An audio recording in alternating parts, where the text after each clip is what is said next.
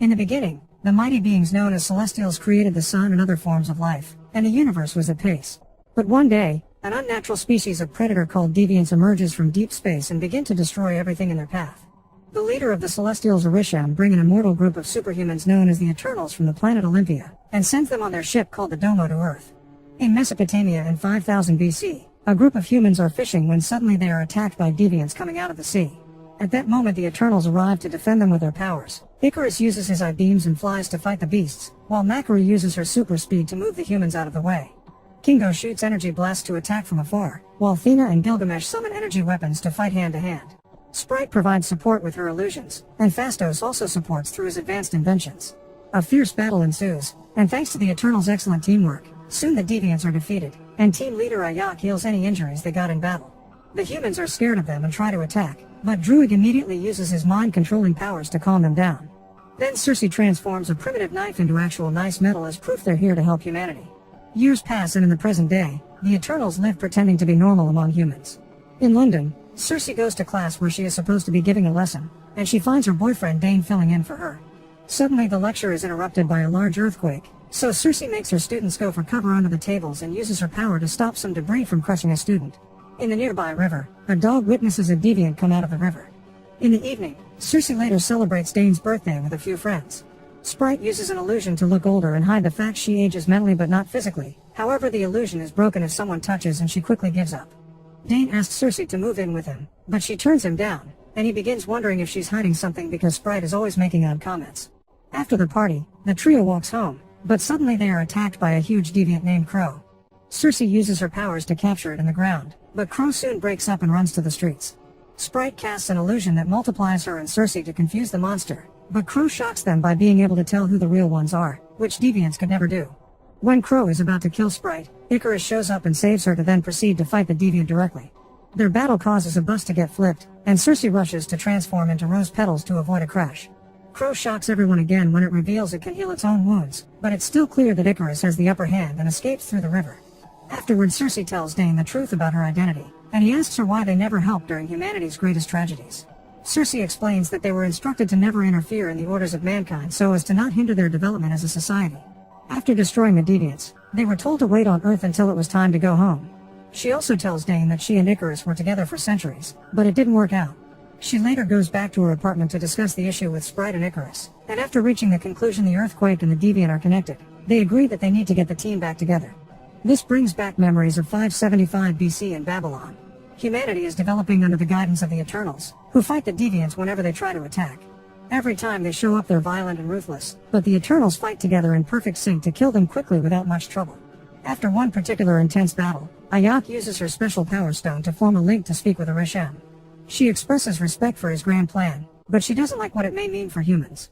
Orisham tells her not to get attached to them and to follow through with the plan. Afterward Ayak goes back to the lair where the Eternals are living among society openly. Phastos is developing a steam engine to provide for mankind, and Sprite uses her powers to entertain children with stories that come to life through her illusions.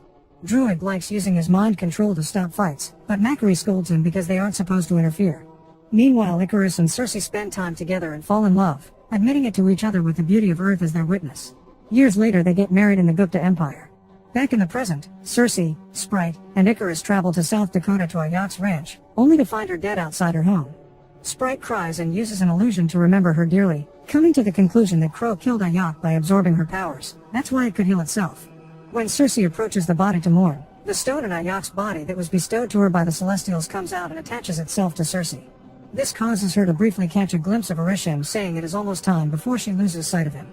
Sprite points out that Ayak has chosen Circe as her successor, but Icarus is worried it may be Maud Wiry.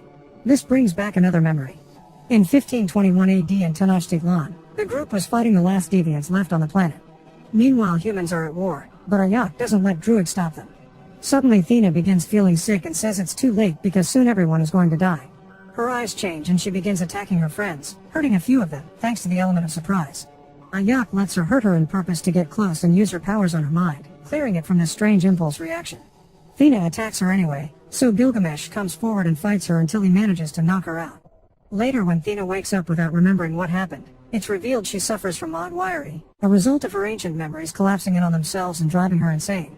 There's no cure for it, The only way to make her better would be to erase her mind completely for her to start over, which Ayak thinks it's the best solution for the sake of safety. The others don't want to lose the Thena they love, and Druid yells at Ayak, questioning her leadership. He's tired of seeing humankind destroy each other without interfering, so suddenly uses his powers to stop the war and he leaves to work on his own, announcing the only way to stop him would be killing him. Gilgamesh announces he can take care of Thena, so Ayak allows everyone to go and live among humans. The deviants are already over, so now they can find their own purpose while waiting for the call from home.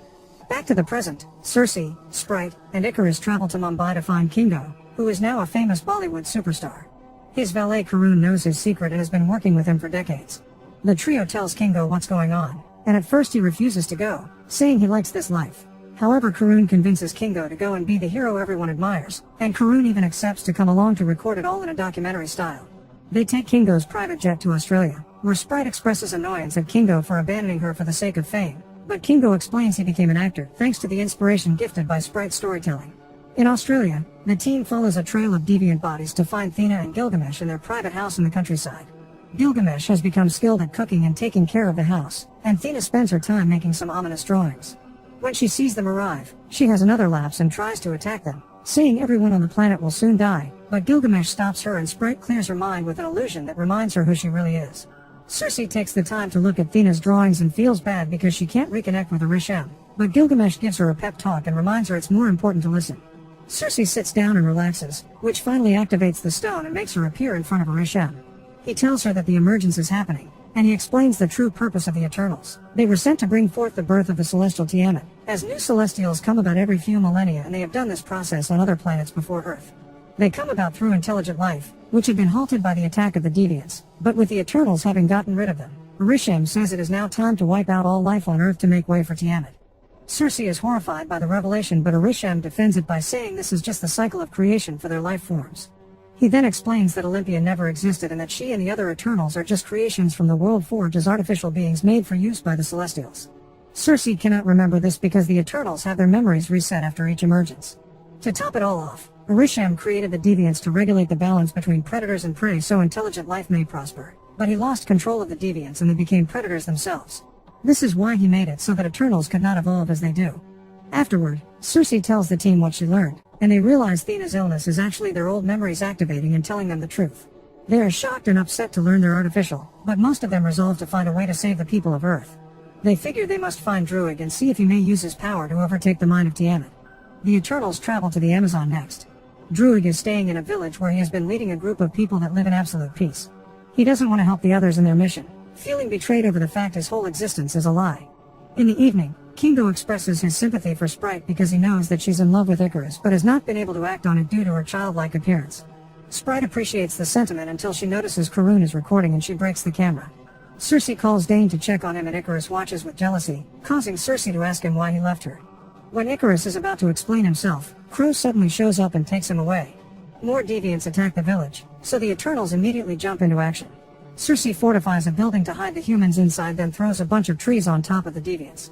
Druid controls the humans as a unified army, but Circe immediately makes him stop and send the humans to safety. Kingo takes a moment to charge his beam and kills a deviant by blowing up its head. Icarus fights Crow, who pushes him against the ground to absorb his powers. However, Gilgamesh comes to fight him next, and while they're engaged in battle, Thena loses her mind again and attacks Icarus. Gilgamesh notices and pushes away to come to Thena and comfort her, managing to calm her down. Then Icarus goes after a flying deviant and makes it land in the village, where he kills a bunch of them with his I-beams. One of them surprises him from behind and Circe comes to the rescue, surprising everyone by transforming the deviant into a tree, which she never was able to do before. Gilgamesh continues to fight Crow, but he's so distracted by keeping an eye on Thena that Crow kills him and absorbs his powers. Then Crow changes form, looking more human-like and learning how to speak English. Crow accuses the Eternals of being murderers, but when Icarus shows up to fight it, Crow runs away. Then Thena rushes to Gilgamesh's side, who dies in her arms after telling her to always remember. Later, they burn Gilgamesh's body and Thena throws his ashes into the river. Finally understanding that controlling everyone would make him no better than a deviant, Druid agrees to join the mission, but his power isn't strong enough to control a celestial, so they'll need to find Phastos. Another memory shows 1945 in Hiroshima, just after the drop of the atomic bomb. Phastos stands in the aftermath of the bombing, weeping to Ayak and feeling remorse for helping humans develop and advance in technology only to continue killing each other. It is here where he loses faith in humanity and decides to leave it behind. Back to the present, the team arrives in Chicago and is shocked to discover that Fastos lives with a husband and a son in a house in the suburbs. After hearing the story, Fastos explains his husband gave his faith in humanity back, but he isn't willing to abandon his family for the sake of a dangerous mission. However, his husband tells him to go through with it if it means that there will be a future for them and their son. Next, the Eternals travel to Iraq, where they use their powers to free the Domo from its underground hideout. Macquarie has been living there all this time, only using her speed to get out for supplies. Fastos comes up with the idea of linking everyone's powers together through the Unimind, which will allow them to transfer their powers so that Druid may mind control Tiamat. Kingo has doubts about this whole deal, and he and Sprite say they'd rather follow Icarus' lead, who clearly has doubts as well. However, Icarus tells his friend that he is not who Kingo thinks he is. Then Icarus revisits another memory. 6 days earlier, Ayak's visiting Icarus to tell him the time for the emergence is finally coming, revealing Icarus has always known the truth. After living with humans all this time, Ayak thinks they shouldn't go through with the mission because humanity and Earth are beautiful, so they deserve better. Icarus tells Ayak he has something to show her first and brings her to Alaska. At a frozen lake, a bunch of deviants have reappeared, and Icarus explains they were frozen for centuries before the glacier began to melt because Earth's core got hotter thanks to the incoming emergence. Then Icarus announces he's still loyal to Arishem and pushes Ayak to the lake, where Crow quickly catches her and absorbs her powers. Afterward, Icarus takes Ayak to the farmhouse, where he leaves the body for Circe to find later. In his grief, he can't help shooting beams that start a fire. Back to the present, Icarus tells Circe that he still loves her, and Circe holds his hand in comfort without saying it back. Moments later, she feels the stone activating inside her, meaning the emergence is about to start. Fastos sends Macquarie to locate the source of the emergence, and with her super speed she goes all over Earth to find the right spot to be an active volcano in the Indian Ocean. Suddenly Icarus puts on his armor and announces he wishes Ayak didn't choose Circe. He attacks the main room and reveals he's known everything since they left Babylon, and the team realizes it was Icarus who killed Ayak. When Macquarie comes back with the intel, Icarus tries to attack her, and Kingo takes the hit for her. No seeing Icarus as his leader anymore, Kingo wants to attack him back, but at that moment Sprite announces she's on his side and creates an illusion that allows them to escape. Afterward, Kingo announces he's leaving with Karun because he doesn't think saving Earth is a good idea, since Celestials being born means new planets being created as well. The team needs a new plan to make up for the missing members, and Druid points out Circe was able to transform a deviant into a tree. However, Circe still has doubts because she doesn't understand why she was chosen by Ayak, so Athena explains a leader protects their loved ones, and Ayak knew Circe loved humanity since day one. Ready to fight, Circe allows Fastos to take the special stone out of her body and use it to power the Unimind. The Eternals travel to the volcano and Icarus orders Sprite to protect the emergence while he breaks into the ship. Athena begins fighting him to keep him distracted, giving time to the others to activate the Unimind, which deactivates the volcano. Icarus rushes to stop them, first grabbing Druid and killing him with his eye-beams, then attacking the ship to make it crash. Furious, Macquarie begins fighting Icarus fiercely while the volcano behind them erupts to start the emergence. Circe runs up the volcano to see if she can do anything while Athena and Gilgamesh join Macquarie to fight Icarus, but he's too powerful and they can't stop him even if they work together. At that moment, Crow arrives and joins the fight too, concentrating on Icarus. However, the others don't want it to become more powerful, so they attack it first. Macquarie traps it in a dirt tornado and Athena kicks him, sending him into a cave. Icarus uses the distraction to try to go after Circe, but Fastos uses a special trap he invented to capture him and keep him on the ground. Inside the cave, Crow uses Gilgamesh's voice to mess with Athena's mind, making her drop her guard. However, when it is about to absorb her powers, it accidentally quotes Gilgamesh's remember and Athena wakes up to immediately kill it. At the top of the volcano, Circe is shocked to find Ayak, only to suddenly get stabbed. Ayak had been an illusion made by Sprite, who has always been jealous of Circe for getting to live an adult life. She prepares her powers to accelerate the emergence, but at that moment Druid shows up and knocks her out. Suddenly the ground starts to shake and the sea goes mad as Tiamat emerges from the volcano. Circe stands on top of him and tries to use her powers to stop him, but at that moment Icarus frees himself from Fastos' trap and goes after her. However, seeing the woman he overwhelms with memories and he can't bring himself to kill her. Circe uses the chance to activate the Unimind, and this allows her to amplify her powers to transform Tiamat into nothing but a giant rock statue. Realizing his mistake, Icarus apologizes in tears and flies to space, where the sun burns him down to match the legend of his name. Sprite is devastated to see him gone, but Circe still has some power from the Unimen left, thus she uses it to take away Sprite's immortality so that she may live a normal human life. Once their mission is over, the Eternals split up once again. Athena joins Macquarie and Druid on the Domo as they go look for other Eternals, while Fastos returns to his family, Sprite enlists in a boarding school, and Kingo returns to his movies. Circe rejoins Dane, who accepts her for who she is. Suddenly, Arishem appears in the sky and summons Circe, Kingo, and Fastos. He tells them that he knows they betrayed them, so he'll take them away for judgment. Make sure to subscribe and turn on notifications so you can watch more videos like this. Thanks for watching.